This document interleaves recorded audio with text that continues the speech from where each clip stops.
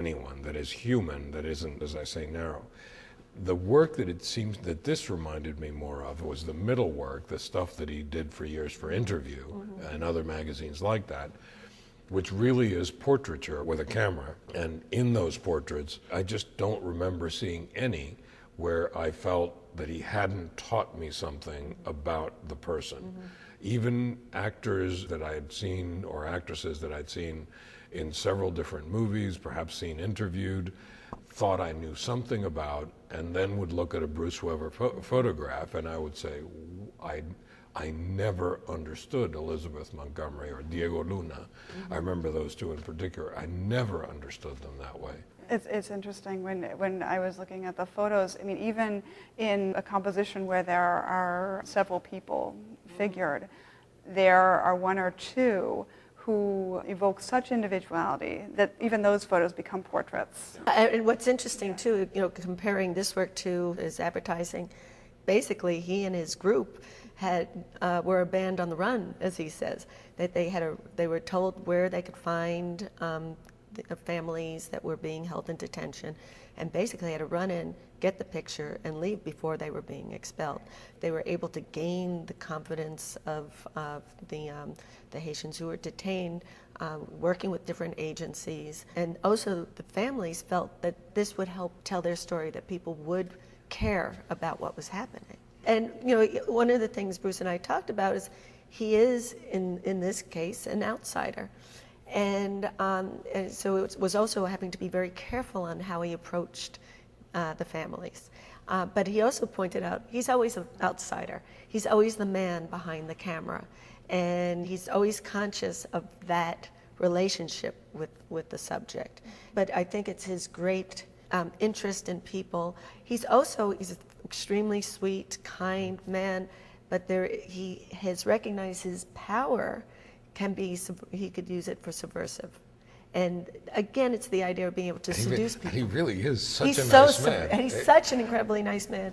And yet there's this subversive aspect. Yeah. For instance, after the publication of these photographs, Senator Kennedy asked him to the Senate office building and do an exhibition in the rotunda. But the powers that be there decided that this was not appropriate because it was too political. And you couldn't do that. That was against the rules. So Bruce happens to call Tom Brokaw at NBC News, tells him of this little problem he's having. Tom talks to one of his producers, who happens to be Haitian, and she happens to call the Senate building and was inquiring about what's going on. Well, he was allowed, they changed their mind, they allowed him to show these photographs, but they couldn't include any of the text that might seem too political. So how does Bruce get around it? Bruce and Nan and his group, they have T-shirts created with the text that would have appeared with the photographs, and they wear it at the opening because no one can tell you what you can and or can't wear. So this was an aspect of him being subversive in this part. I thought for a while they were going to have to somehow secrete the photographs into the Senate building, which would have been slightly embarrassing for Senator Kennedy, I guess. But also, he does realize the power of the photograph. He's very aware of the image that we've selected for this exhibition, for our invitation, for our poster, is a recent photograph that he took. And it's a little girl with a kind of Shirley Temple, big bow in her hair. She has her face framed almost as if she is shouting.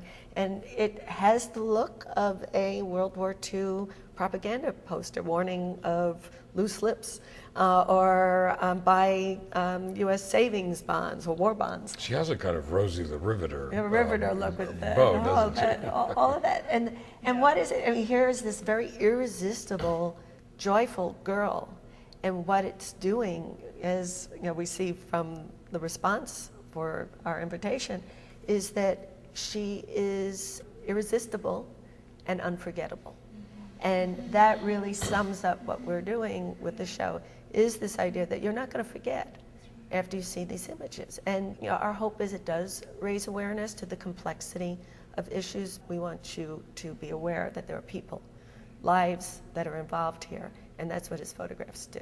You made a really important point that the show, and certainly that the magazine, was not meant to make a political point in the sense of saying this is what you ought to do with immigration law, or this is what the policy ought to be.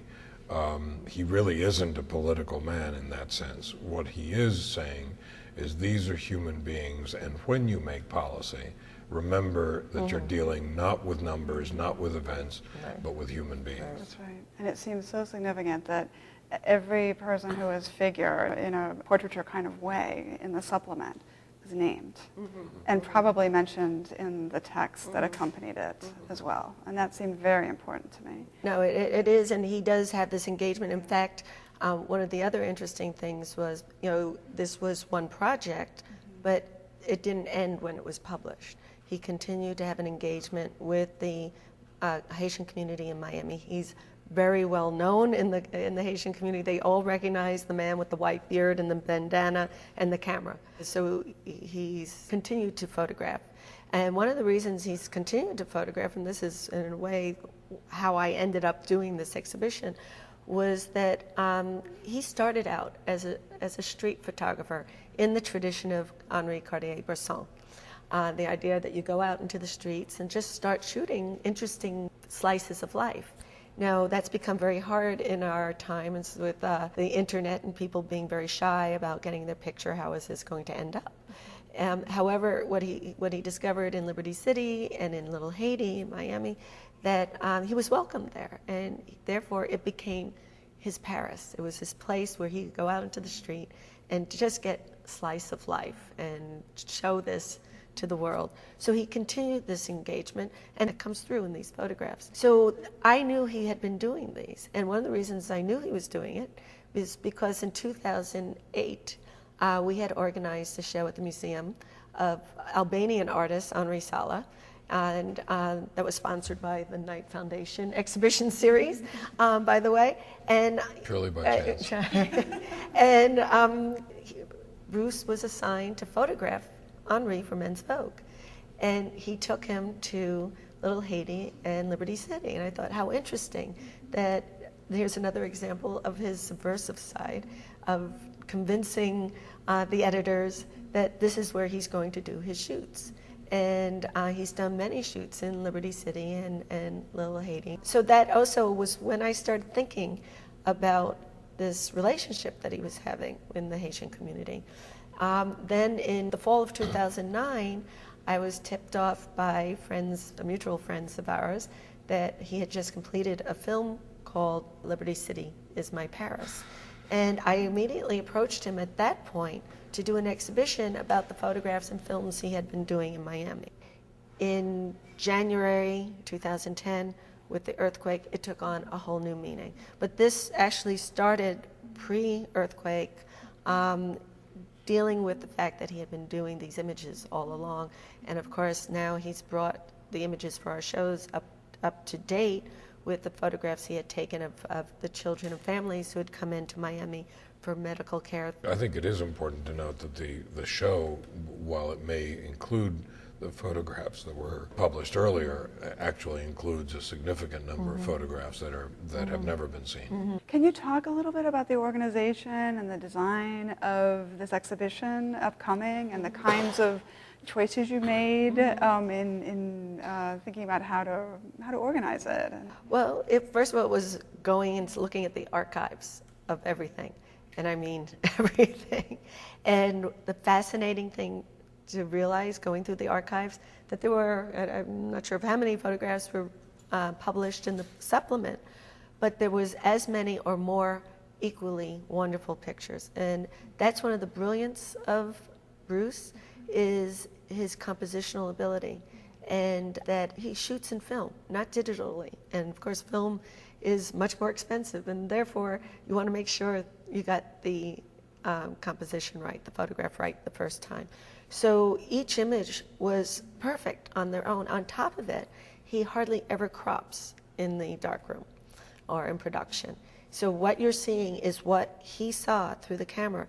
And he said it's gotten to the point that it's just so natural for him to see the world as if he was about to take a picture, even without his camera. And so I went through all these photographs, made selections, then went through all the photographs of the intervening time, and then waiting for the new photographs to arrive. And we spent a lot of time looking together. And as we looked at these, he also had the stories about each person and why it was meaningful. But the picture had to stand on its own. So the final selection are the images that tell the story on their own. There will be text. On top of that, Edwidge Danticat, the great Haitian writer, won the MacArthur Award last year. She wrote 4 poems inspired by these photographs that will be published in the book, but also will appear in the exhibition itself. So there's that element. Then there's going to be film from his film A Letter to True, which he did after 9/11 and at the same time that he was doing the photographs of the Haitians in detention. And the film was his way of trying to understand what was lost after 9/11 and the fact that he felt every time he left home to go on assignment that he might not have a home to go back to. So he did this film as the love letter to one of his many dogs, and it was done almost sweet and sentimentally. And then in the middle of this, he interjects with images, some of them taken right from television, of when the boat of over 200 Haitians came to Miami and at the Rickenbacker Causeway, running on the causeway. So you have this actual footage interjected in a jolt of the real world. And at the end of the film, you're left wondering, well, what in your life is really important to you? What do you cherish? What's important? So again, it's a very subversive film. It starts off this very sweet way with this beautiful narration by Bruce, and yet he gives you this sense of reality, and very effective film. So that will be screened, but we'll also be using excerpts of it that will be screening on the walls themselves alongside the photographs. Then there'll be a section of more archival information like the magazine, the t-shirts, some of the shots of the exhibition at Washington, and some of the spreads in Vogue and Vanity Fair. So it'll give you a whole sense of the project, the multifaceted parts of this project. And there would be opportunities for community engagement as well.